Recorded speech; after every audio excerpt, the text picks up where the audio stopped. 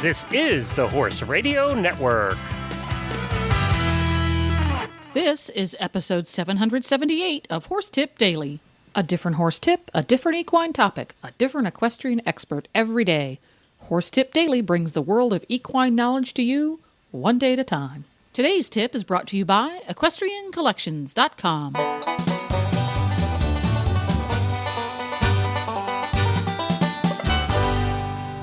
Greetings, horse people. Coach Jen here, and thanks for tuning in to Horse Tip Daily. Today's tip is an excerpt from TheHorse.com's weekly horse health report on the Horses in the Morning show. The Hit'em crew is joined by TheHorse.com's digital editor, Michelle Anderson, and Dr. Oak with the science behind soaking hay. And we'll get right to our tip right after this message from Equestrian Collections. Hi, Glenn here with the Horse Radio Network, and I'm back with Debbie from Equestrian Collections talking about saving our heads this week. This week I'm featuring the new Troxel Western style helmets. You know, Troxel and several other places have tried for years to make helmets that look like cowboy hats. That never really worked very well. So they've gone in a different direction, and now they're trying to make helmets that are that the Western riders will accept, so that they will have a helmet that they can wear. And they've done this really well this year. They've got graphics on their helmets, and they have a lower profile, so it doesn't look like a big bubble head, which people hate. And the other thing it has is the cinch fit. The new cinch fit mechanism that Troxel has is very much better than the old Dial-A-Fit. And we have videos on our Troxel helmet, so you can see about that cinch fit. The one I'm going to particularly mention is the Dakota Graphic Cinch Fit. That comes in several colors. It's got pretty graphics on it, and it also did a video on there on how to fit the helmets and what the cinch fit will do for you. It makes it so that if you have a longer head or a rounder head, the same helmet will fit you. It comes, and you can adjust it a little bit on the side, and it adjusts itself when it's on your head. There's, of course, the Rowdy. They've had that for several years, but they've come out with some new ones that have some really cool graphics on it. One of them has a cross on it. You know, the Western, a lot of the Western boots and stuff have that cross on it. One of them has that. So if you want to trail ride and you're a Western rider and you'd really like to do a helmet but haven't felt comfortable looking for them before, take a look at these new Troxel Western style helmets on our website. Well, very good. Of course, you can find all the Troxel helmets by going to EquestrianCollections.com. Just search for Troxel helmet.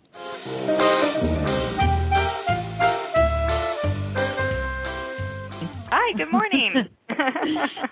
Thank you for joining us as usual. We had a trivia question this morning as to why Glenn doesn't eat lunch on Wednesdays. And so today, is Glenn going to lose his lunch privileges? No, this one is about horse lunch. It shouldn't be gross.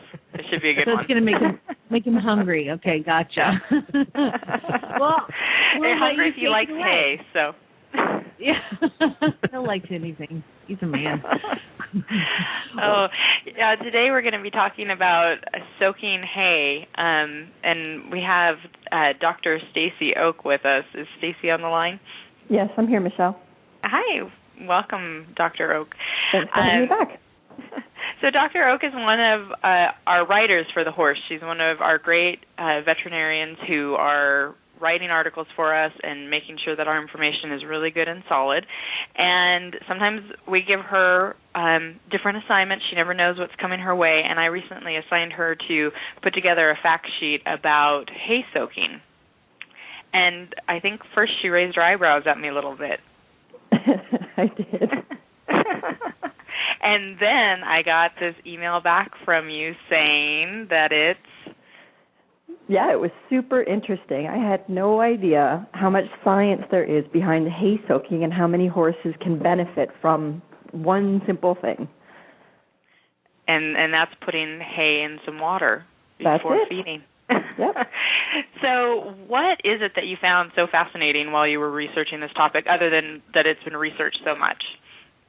I just find it very interesting that there's, like I said, so many horses can benefit. Obese horses, horses that either have laminitis or are prone to laminitis, and even horses with respiratory conditions. All of these horses can benefit just by soaking hay for, as little as 15 minutes. And it helps maintain their weight better. It helps their insulin sensitivity, which is a part of equine metabolic syndrome. And, it helps them breathe better. And so, those are some of the reasons to soak hay, and some of the clinical signs that might lead you to soak hay would be what? Because you've mentioned respiratory issues and metabolic issues. These are two completely unrelated problems. Yes. Yeah, they're completely unrelated, yet horses that, young horses with inflammatory airway disease, that, coughing a little bit, I don't think it's technically correct to consider it the early stage of heaves, but similar signs. And then, older horses that do have heaves, they've got the cough and that heave line. All of these horses, if we decrease the amount of dust in their environment just by soaking hay, then they can breathe a lot easier. Okay. And that makes sense because horses are, when they're eating hay, it's a dried forage that often does have pollen and dust in it, and their face is right in it while they're eating. It's not like they're grazing hay or grazing grass where they're moving and eating some fresh grass off the ground. Exactly. That has moisture in it. Yeah, and it's interesting because every time I drive by horses that have one of those giant, huge round bales and their heads are just stuck in the middle, I cringe. And they do. They just bury their heads in it. I'm just thinking, don't do it. But, also the free feeding like that is also beneficial to horses who may have some ulcer issues or digestive tract issues. So it's kind of weighing the pros and cons of those management techniques. But absolutely.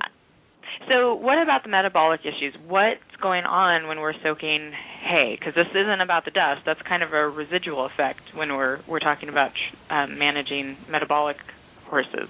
Right. So one indication is any horse that's a bit overweight or quite overweight, which is quite a few horses in the U.S. And you're from Canada, so are you saying you don't have fat horses in Canada? It's amazing. As soon as you cross that border, they're all perfect. Ha!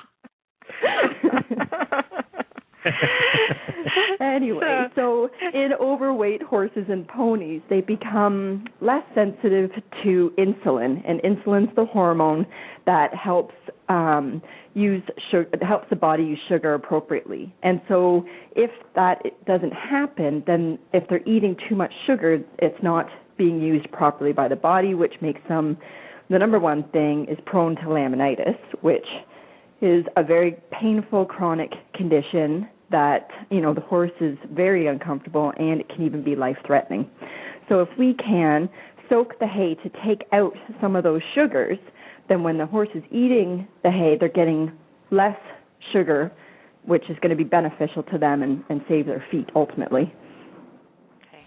And I think we recently did a laminitis Ask the Vet Live, which is archived on the site, but the number that we had was 15% of horses will have laminitis at some point in their lifetime. Is it that high? So, 15%? Yeah, it's 15% by the time they're in their old age will have laminitis. So soaking the hay can help that. So how does soaking the hay change the hay? It's basically draws out all of the simple sugars, like sugar, like the table sugar that you put on your cereal in the morning. It draws out all those water-soluble simple sugars, and so what's left is the long-chain structural fibrous sugars that are, metabolized in a different way. So it's those simple, very small, water-soluble sugars that we don't want the horses to be ingesting. Okay. So if the sugars are being drawn out of the hay, is there anything else that's being lost when we're soaking hay? Yeah, sometimes, and certainly with prolonged soaking, you can also lose some minerals and vitamins. Sometimes this is beneficial for horses with hyperkalemic periodic paralysis. Did I say that right? Which is the HYPP? Yeah, HYPP. Which is what everyone else knows it by. Yes, exactly. And so in those horses, you can soak hay and you can draw out the potassium, which is what, if there's too much potassium in a horse's diet, it can, instigate an episode of HYPP. So if your horse has the condition, you can soak the hay and draw out that potassium, which should be beneficial to them. But if your horse doesn't have it, then you don't really want to lose those vitamins and minerals. Okay, so it is possible to take some of that nutrition out of the hay. Right, and you're paying for that nutrition, so if we're sucking out all these things that we really are paying for, so it's a balance to soak enough to get out your water-soluble carbohydrates, like your sugars, but not to draw out all the vitamins and minerals. Okay. And so you have this water that's left over and that you've soaked your hay in, and it has these minerals and these sugars in it, and it kind of reminds me of when I've made cheese, where you have the whey left over. Is it as caustic as what you have left over when you're making cheese or yogurt? I've never made cheese. So I'm not sure. I live in Oregon, so. I'm kidding. Basically, what you've got, like if you've got an average size horse, at the end of the day, you're left with 144 liters of this water that contains all this sugar that you've just spent all this time sucking out of your hay, and you don't want to leave it around unless you're like breeding hummingbirds or something, I guess. And yeah, exactly. But you also don't want to pour it anywhere because it does contain, some nutrients like phosphorus and nitrogen. And if you put it just in like a riverway or in the drain or somewhere where it's going to flow back into waterways, then it's going to be very harmful to the environment. And one of the researchers at Minnesota, she's a PhD. She's done a lot of work, and she advises that we put it on the grass and in grassy areas where the plants can use the phosphorus and the nitrogen so that it's not going directly into the waterways, and spreading it out, so don't put it in the same place all the time. Okay. And no matter what you do not let your horse drink the water. Oh, yeah, because you've just taken all that stuff out. Yeah, exactly. Yeah. So can you explain a little bit then about the recommendations on soaking hay? Because you obviously need to drain it then. Yes. So there's different ways to do it. One easy way is just to get a large bucket and take the whole bale of hay and stick it in there and just cover it, add enough water so that the hay is covered and let it sit there. So you don't need to shake out the flakes because that's putting dust in the environment, which is what we're trying to avoid. So you just put it right into your bin. The other way you can do it is take a serving, whatever you're going to offer your horse, put it in a hay net and just submerge the hay net in the tub.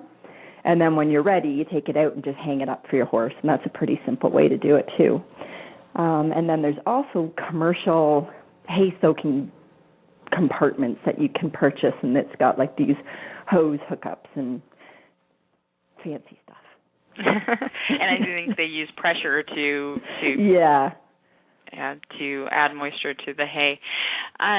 So are there any other recommendations that the researchers had? Because there are lots of researchers looking into this. Any other recommendations that you thought were interesting?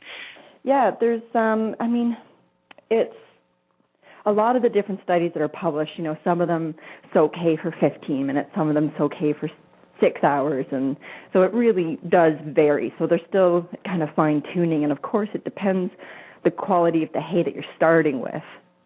So what they do recommend overall is to, soak the hay, and usually the volume is you have 1 part of water to 12 parts of hay, and in large tubs, and just submerge it for anywhere from 15 minutes to 60 minutes.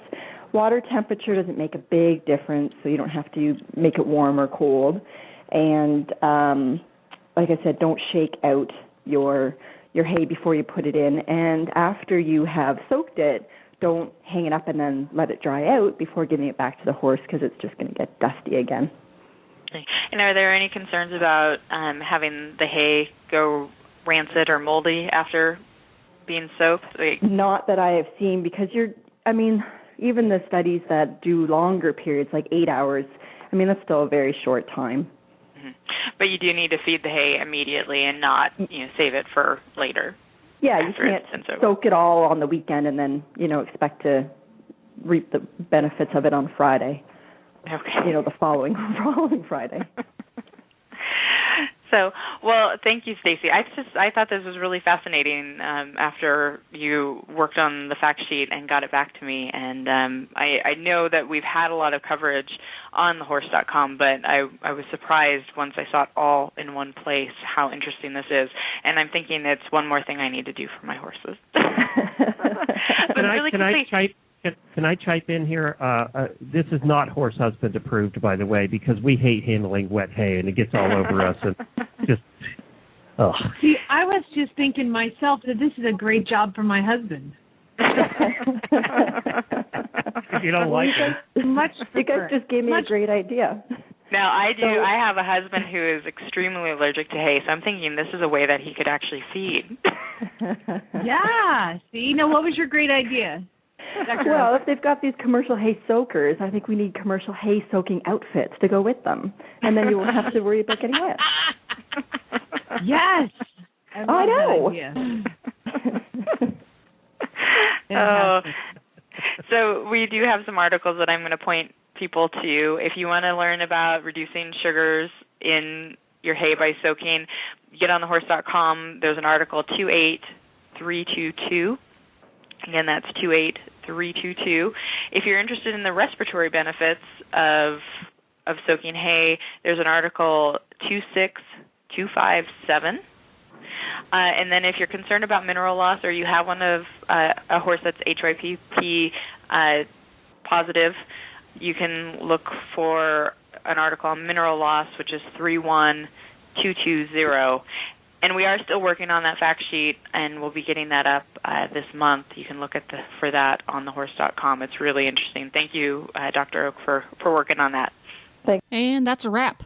To listen to more of thehorse.com's tips, just go to horsetipdaily.com and look for the experts drop-down menu on the left. If you love listening to the Horses in the Morning gang putting in their 2 cents on horse health topics, you can tune into the Horses in the Morning show at horsesinthemorning.com. And don't forget to support our sponsors here on Horse Tip Daily because they make these podcasts possible. Support for today's podcast has been provided by EquestrianCollections.com. Please stop by the Horse Tip Daily Facebook page and let us know what you think of the tips you hear on the show. It's also a great place to tell us about topics you'd like to hear us cover on the show.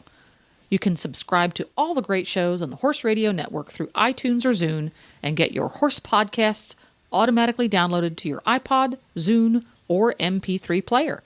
You can also listen to the shows right on Facebook. The player's right there every day. I'll be back again tomorrow with another new expert and a different horse tip. Until then, go ride your horse! The Horse Radio Network and the Horse Radio Network hosts are not responsible for statements of guests or their opinions. Use your own judgment when listening to the tips provided by the experts on Horse Tip Daily.